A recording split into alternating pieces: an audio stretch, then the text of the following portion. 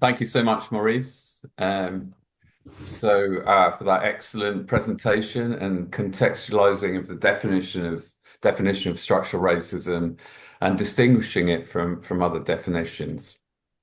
So I'm going to lead on from there and talk about the context in which Olmec was born. I'm going to talk about one of our themes, which is this is the 60th anniversary of the first piece of legislation in the UK to stop racism actually happening.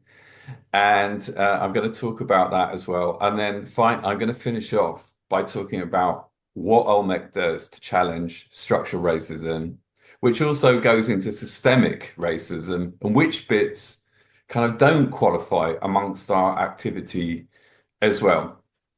So for the first section, I'm just going to talk to you, but I'm going to use the chat as well. So many of you know this story, but I'm not going to assume that you all know the story. So Olmec is essentially a Windrush generation. So in the context of this discussion around um, where Olmec sits in addressing structural racism, Olmec was born by Black and Asian families who came together to buy houses. Now, why did they do that? And it's because of the racism in Britain at that time that denied them the normal means that you do, for example, to buy houses, which would be to borrow money and then get a mortgage. Faced with those avenues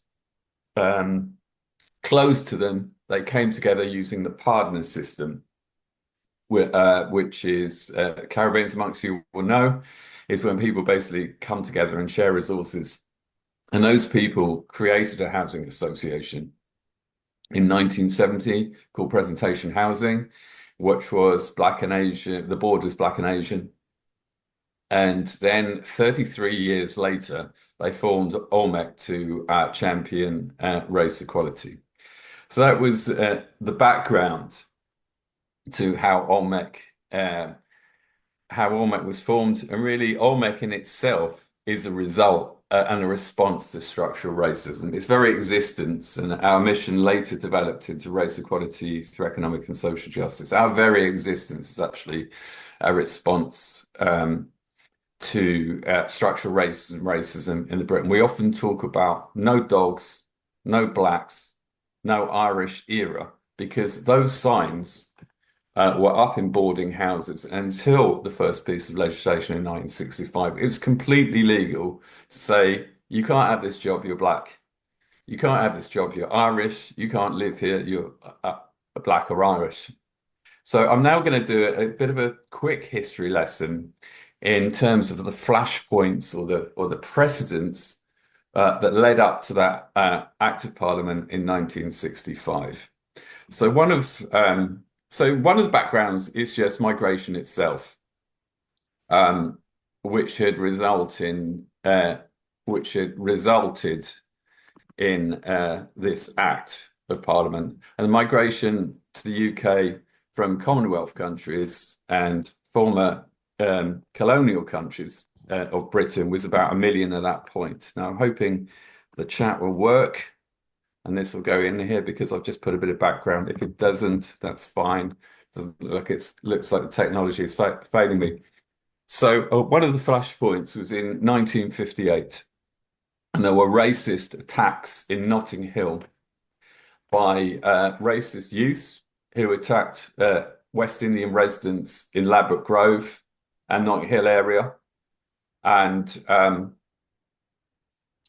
there were about three nights of these attacks, and sadly, one of the results was the murder of Kelso Cochrane, who was an Antiguan carpenter. And actually, for those of you interested, a colleague of mine has a permanent memorial to Kelso Cochrane in Kensal Library in Ladbroke Grove, which is another story. And so one of the most out of this horrible situation and beauty, the community in Ladbroke Grove created the Notting Hill Carnival as a response, led by community activists, including Claudia Jones. And so that I just have to sort of drop that piece of history in because it was such a beautiful response. So that was a flashpoint when from the community as well. Then in terms of the next sort of point I want to highlight um, is there was a bus strike in 1963 in the Bristol area. And I can't, the chat isn't allowing me to share what I've prepared, but I've prepared a resource to share with you. And the precursor to that was a Sikh bus driver who was told he couldn't wear his traditional headdress. Um, and there was just blatant racism essentially in Bristol Omnibus Company, as it was known then. And there was a response by activists,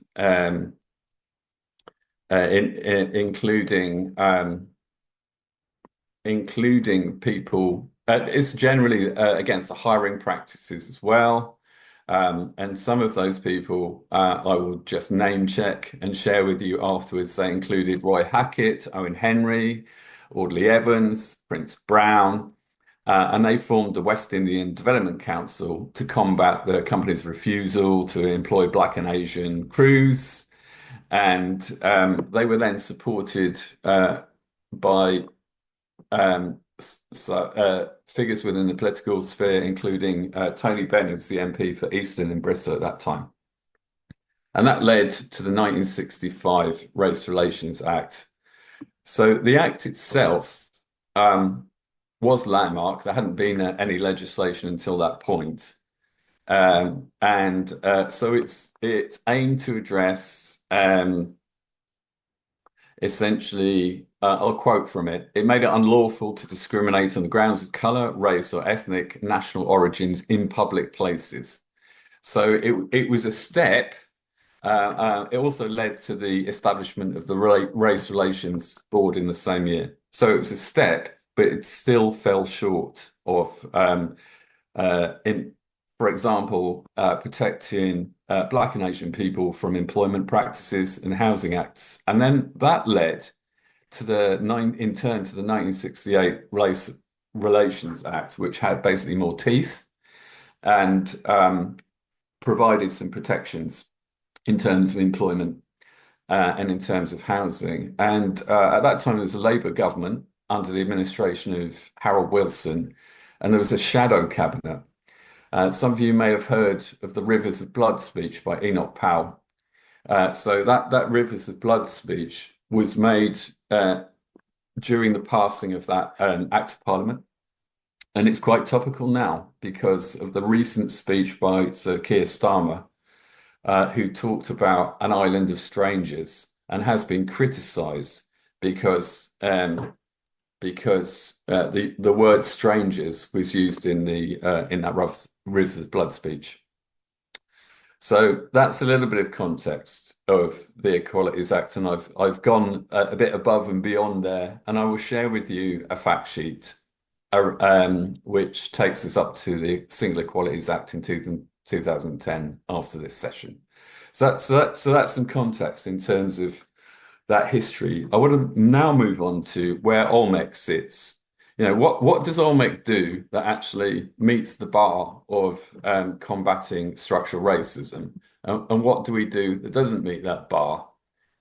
So bear with me a second. I'm just going to put this slideshow to full screen. Okay. So I mentioned at the top of my remarks that Olmec's very existence is a kind of counterbalance to that. So I've got a definition here about how structural or systemic racism can be addressed. And it's my contention that you can address structural or systemic racism essentially by challenging power structures and challenging culture. that's one sentence of how you can address structural racism, challenging power structures and changing culture. So if we break that down a bit, um, and technology is not failing me, that's a good thing. Someone else is coming into the. So if we, so I'm going to start off with then, excuse me, challenging power structures. So what does Olmec do in this space? So you know, and so Olmec does lobby government with our partners in the race sector. We're not working on our own. There's a big history of activism. I just touched on that in when I was talking about the 1963 bus strike. So we work with partner organisations. I've used the word collegiate, which derives from colleagues. So such as the Coalition for Race Equality, such as UBELE, such as Runnymede Trust, Praxis, Action for Race Equality, Operation Black Vote. And one of the practices established over time is that if there is an issue of racism that's live in the country, for example, the August racist riots of last year, then the collegiate organisations will issue letters to all political parties as well. Um, so we play a role in lobbying governments. We don't make legislation. I'll also highlight Professor Patrick Vernon, who incidentally is his birthday today. So happy birthday, Patrick. Um, and he is a person that has had a big impact on some of those issues around government, notably around compensation for Windrush. He's one of a number of activists involved in that, probably the most high profile. So that's government as a power structure. I also just want to make a point that's not on this slide, which is that it is the reason actually for looking at the three areas, looking at the economy and looking at culture. Because if you look at that legislation, essentially it's born out of stopping behaviour. It's born out the context of those remarks are made around the 65 Race Relations Act and the 68 Act, and even into the 2010 Single Equalities Act. It's the basis of it is stopping behaviour. It's not actually challenging the reasons that Maurice was talking about for the behaviours in itself. So it has limitations, which I actually looked at the Single Equalities Act, the detail of it, in preparing for this session, and there is a line about organizations can, or was that effect, develop strategies around this, but there's no legal requirement. There's some requirements around measuring in the 2010 Act, impact assessment, but there's nothing that really challenges or makes a change to the systems that Olmec, that Maurice was talking about just earlier on. So let's move on to the economy. We talked about government. Let's move into the economy. So how does Olmec address structural or systemic racism in this context? So there's our own role in supporting cooperatives and social enterprises set up. And in that context, Olmec has supported over 450 social enterprises and social entrepreneurs set up in business. And we've had various evaluations that indicate that we have put back 70 million in the economy in that work since 2008. But so also, I would say something that does fit into the context of creating systemic or structural racism or addressing it using Maurice's definitions is our work in race equality strategy development with 11 arts and heritage organisations in the borough of Southwark, including Borough Market, as examples. Because as a direct consequence of our work, all of those organisations now have race equality strategy. And for me, the difference between a punitive act of parliament and actually creating the change that Kehinde Andrews talks about and many other people talk about is if you have a specific race equality strategy, not a general EDI strategy, a specific race equality strategy in which that change is embedded to, for example, reduce ethnicity gaps. Um, for example, to try and to set targets around leadership and senior management that reflect the community in which you occur. That's when you have change as well. I would even say anti-racist training doesn't address systemic or structural racism because it doesn't do what strategies need to do. I also just want to touch on the wider economy of the third sector. This is not including charities and community sectors. So Cooperatives UK, I looked at again, I'm going to share their annual review. So every year they do a sort of annual review, and it's based on accounts of cooperatives and mutuals. Last year there were 9,342 businesses with 1.3 million members, and the combined turnover is 168 billion of cooperatives in the UK. That's cooperatives and mutuals, I should add, in the UK. But also, Cooperatives UK has linked with the global movement, the International Cooperative Alliance, and there are about 1 billion people in cooperatives around the world. A lot of people don't know this. Also, there are links between the Cooperatives UK and the Cooperative Party, who, along with the trades union, co-founded the Labour Party. And then separate to that, the Social Enterprise UK, there's about 27,000 businesses in the UK. I haven't put the stats there. They actually haven't done an annual return. I just, again, looked at the preparation since 2022. So they're about out of date. So I think that's important, just like we looked at in terms of lobbying, where you have to see work in the context of the wider sector. So my final definition is culture, because I think culture is can create and does create change. We think about the culture wars, we think about the discussions over language and how language changes. We might think about Kathy Come Home and how that film led to the formation of Shelter and later the Housing Action Trust. We think about the police murder of George Floyd and so on and so forth. So what does Olmec do in this space? So it's Bronze Woman, the first statue to a black woman in England, unveiled in 2008. Why does it fit into that definition? Because we need representations of people of color in public monuments as well. That's part of the fabric of how society works. It's 100 Great Black Women Speak, which was inspired by both Bronze Woman and Patrick Vernon's book, 100 Great Black Britain. And people often talk about changing the narrative on race in the UK. And I think it's culture that does that.